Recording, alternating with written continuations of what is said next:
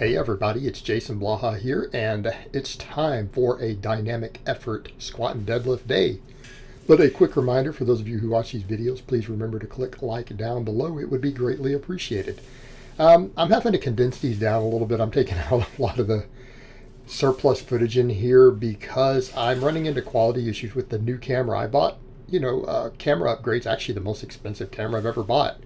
And I've noticed I have to render these videos at a much higher bit rate, and it takes forever to render.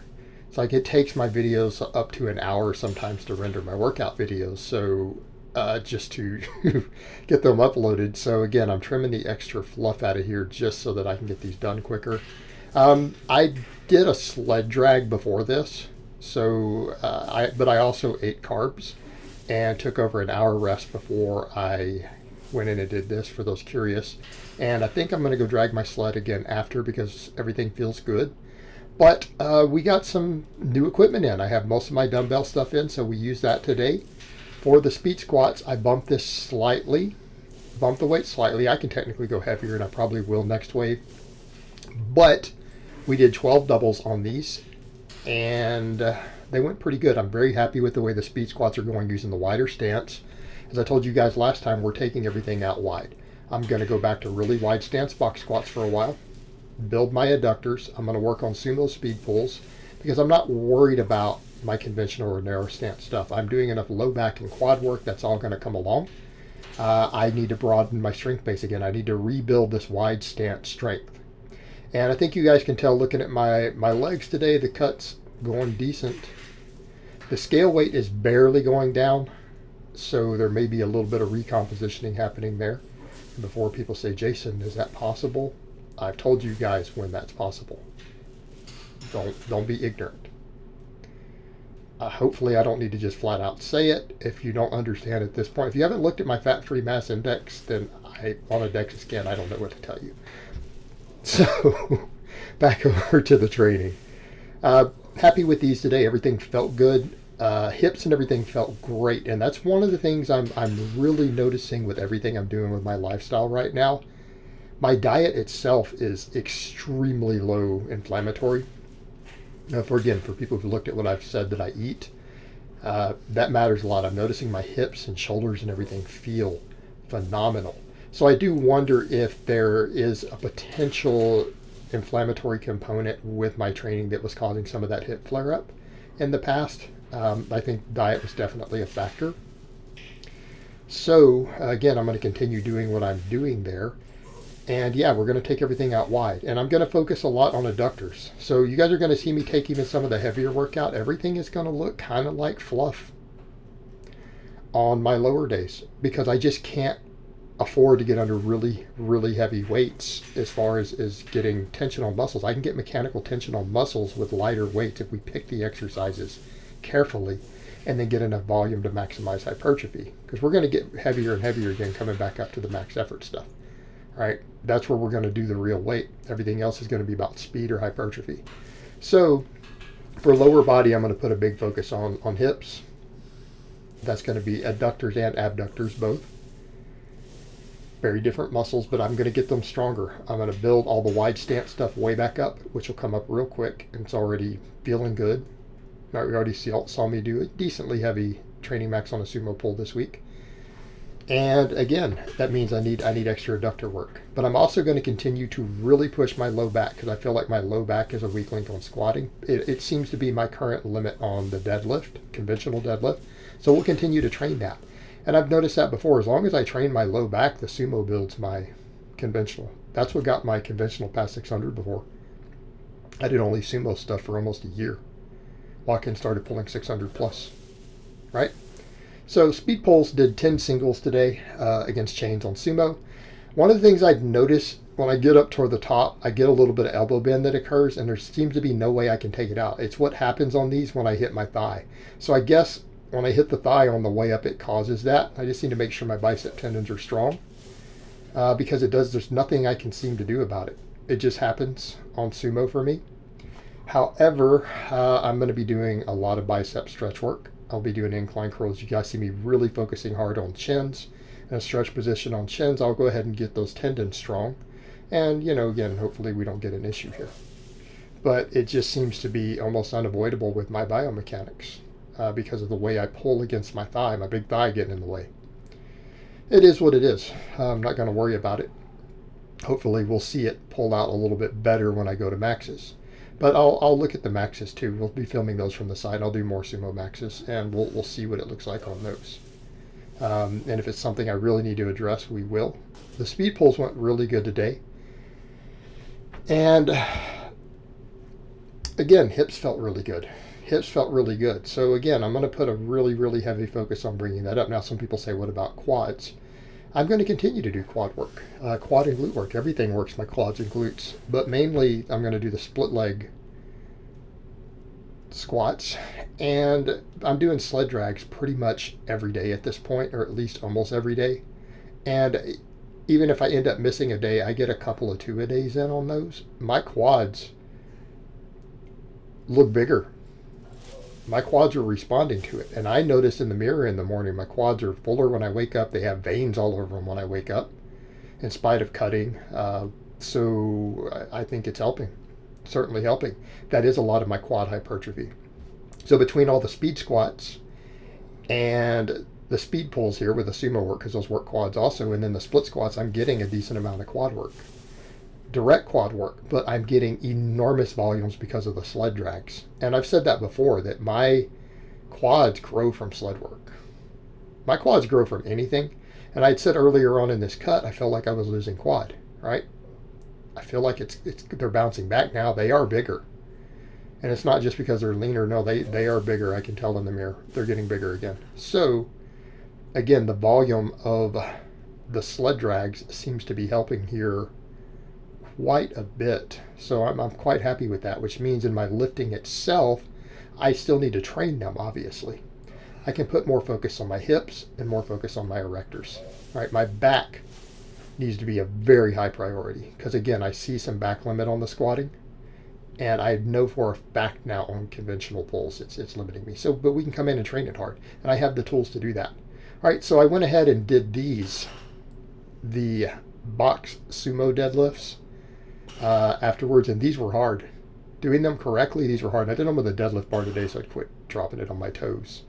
But yeah, you have to wear socks for these. They suck. And then for those who don't understand it, this is a two-part movement. So you stay on the box, you bring the bar up to your knee, and then you basically squat it up.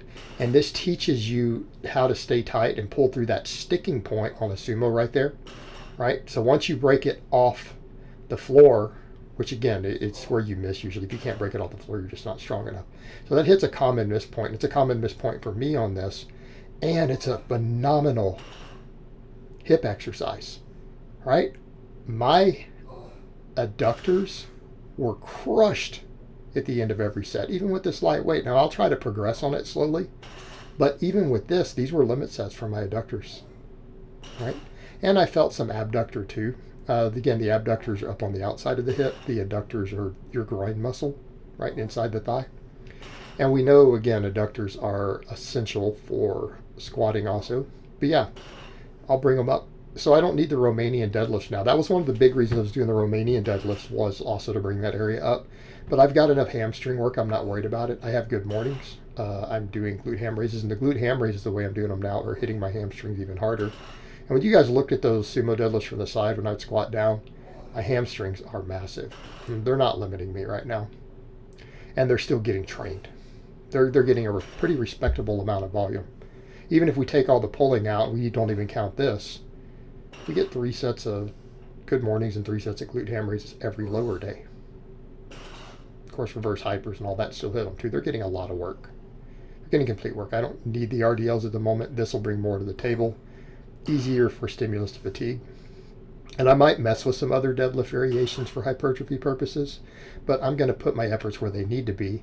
And I feel like I can't do the volume on lower body that I do on upper body right now because I do so many sled drags, and I'm doing loaded carries also. You know, some people who are curious, you know, what my conditioning work looks like right now, I'm doing sled drags almost every day, pretty much every day if possible, doing them at different times, right? So I'm not even being consistent with the exact time, although a lot of times I do them early in the morning before training. Sometimes I do them midday, but I try to get them in. I average one session a day. I do weighted carries 2 or 3 times a week also. Right? You guys will see those handles loaded up. I just carry them up and down the hallway. Right? And I put something like, what is it, 120 pounds on each handle and just carry them back and forth. All right, these were a little awkward. The first set, these really sucked. My form sucked. I really struggled with grip because I was having balance issues, and because I had to hold on to the dumbbells for so much longer, my grip was really, really fatiguing. Once I got into the groove on these, the second and third set went smooth. I'm going to increase weight next time. And I just went with 75 pounds. I went with 75 pounds per hand. So again, that's only 150 on these plus my body weight. But you know what? I got a pretty intense quad pump from it. Now I got extra grip training. Like my grip is just going to keep getting stronger because I do so much grip work. Because I do my dead hangs every day. I'm doing so much pulling in general. I mean, speed pulls against bands and chains, stuff like this. All the rowing I'm doing, all the chin-ups. My grip is getting a ton of work. And then I'm doing farmer's walks without straps 2 to 3 times a week. So there's so much grip training at this point in my normal training without having to think about it. And my grip is feeling pretty solid these days. I'm noticing that when I do heavy pulls, my grip feels good, and it's going to continue to get stronger. Like if anything, my chin-ups is where it struggles the most, and it's because I have a fatter bar up there than average. I don't have a thinner bar, which makes gripping harder. So again, my chin-up, my grip might end up being the limiting factor if I keep getting stronger at it. But I don't think it's going to be because, again, the amount of grip training I'm getting. But my grip doesn't get days off. It gets trained every single day other than my deload weeks, right? Because I do the dead hangs all the time. These went much smoother. These went much smoother once I got into the groove of it. And I liked them. The first set, though, I thought, these suck. Oh, my God. My clients get so mad at me when I prescribe these. It's like, but, you know, watching me struggle with that makes some of my lifters feel a lot better. My guys who hate it when I prescribe these to them. And they get angry at coach. You guys can watch me suffer with you. Right? It's the beauty of these vlogs. My clients love these vlogs when I do anything that's torturous. And when I was doing the 20 rep squats and stuff, oh man, Team Blaha loved it. Multiple messages of how they watched. They enjoyed watching me suffer. It's like, all right, man, I'm going to write your next block today. Smart ass. But once I got into the groove, these went good. They went good. I was happy with them. So we'll try to progress on these from here. It's a good starting point for getting used to the dumbbells. It's, 10 pounds lighter than I do with the safety bar. But once I got into it, they're a lot easier to set up, easier to balance, for me at least, once I had to figure out how to do it. And it is extra grip training, which is nice. I went up 2.5 pounds on these. I added micro plates. 3x10 again. Again, builds the entire back. Yes, this works hamstrings. Yes, it works glutes, right? It works all these things, but this is a full erector exercise. Right, we only work the bottom half of the erectors on stuff like the reverse hypers. This, because of the nature of the bar and the dead stop, it makes it more back dominant because of the dead stop at the bottom. Forces you to use less weight, and because we go all the way down. I have to be, if I don't lean forward enough, I can't get the bar down because the handles hit my knees. So I actually have to be very, very careful of my bar path, my knee position, everything. Otherwise, I'm hitting and can't even get that low. So we are, again, getting pretty much parallel with the floor as far as most of the back goes. And it's loading the entire back. Everything from the neck, because, again, it's a safety bar, all the way down to the L1, right? So all of it. So the erectors are being completely worked top to bottom with this. And we're forced to use a lighter weight, so we come back over to that stimulus to fatigue situation. We're putting enormous amounts of mechanical tension with a moderate weight. And that's what we mean by stimulus to fatigue. Are we beating up our body with the weight versus are we putting the mechanical tension where we want it? So something like this, to where we have the stop at the bottom, which makes it harder. We have the extreme full range of motion that puts us at the most disadvantaged position for the muscles involved, right? This is how we determine things like stimulus to fatigue. This is one of the tools that we would use. This is how we would look at it. So we can get a lot of hypertrophy where we want it without getting beat up. Not getting beat up. These went as expected. They're still very, very hard. I'm not going to be able to go back to that other setting I used to use when I didn't do all the way down to a hyperextension. It's going to take me a bit because these are still challenging. The first couple sets aren't bad, but I usually can tell on that last set I'm pretty much grinding the last rep that maybe I could grind out one more, but it would be pretty hard and form would degrade pretty badly. So it's pretty much limit sets near the end. It's like 1 rep in reserve, 2 reps in reserve on the first set. By the end is pretty much a limit set. And then we went over to the reverse hypers. They're getting easier doing them strict. They were so hard doing them strict when I dropped all the way down to 180 instead of doing my 500-pound swings. Today I stepped up to 220. I was going to do 5 by 10 with it, but then I realized I could go heavier, so I put another 10 on for the last 3. Now that's the other thing. All right, I pulled the RDLs out, and again, I'm doing stuff like the box sumo deadlifts to get adductors, but I need the extra back work. And if we're going to get the extra erector work, it needs to be on things with a great recovery aspect. And the reverse hyper is a back restoration tool. It helps your low back recover. It doesn't just train it due to the traction it places on it. And particularly when you do it strict like I'm doing, the traction is really, really good there. So it helps your low back recover. So I can do those good mornings, and if my low back is fatigued from them, the reverse hyper works the muscles and then helps with the recovery of the spine. So if I'm going to put extra volume, that's where it needs to be.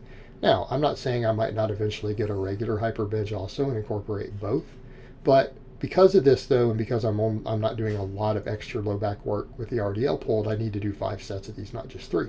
So what will happen next time, I felt good with these sets. So next workout, I need to bump the weight again, right? I went to 220, but I've only been doing 5-pound increases. And it's actually, I'm getting strong on this for the stricter ones where I try to squeeze it at the top. Now you can't really hold it there, but I try to contract really hard at the top and then control the eccentric. So these are very controlled and strict compared to what I used to do.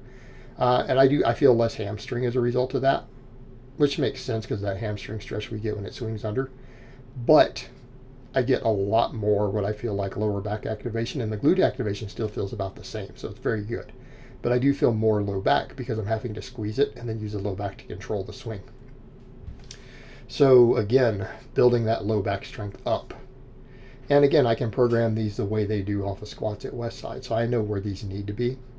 So again, the 230 for the sets of 10 on the last 3, they felt good. So next time I'll bump the weight up again. All right, we'll bump it up. The goal needs to be short term. I'd like to get these, in a reasonable time frame up to about 270. I think is a very good spot to be in, 270 to 280, right? Because I don't feel like my squat is 600 right now since I've been cutting. When I was bulking, I got that 600 with the cambered bar. We could argue depth and all that, and then I got the 602 and then 605 with it. But I feel like since cutting, I don't think I could do that right now. So then we also have to look at everything's going to need to be deep from now on. So I need to set a goal of looking towards accessory muscles being strong enough to squat at least 550 or more. So this really needs to be at least 270, 275. It's where I need to get it, 4 or 5 sets of 10. And I'll work it up to there, and I don't think it's going to take long. It's going up really, really quick. And then I'll feel like my low back isn't going to be limiting me anymore. All right, guys, but I'm really happy with today's workout. So I hope it has been informative, and I will talk to you guys next time.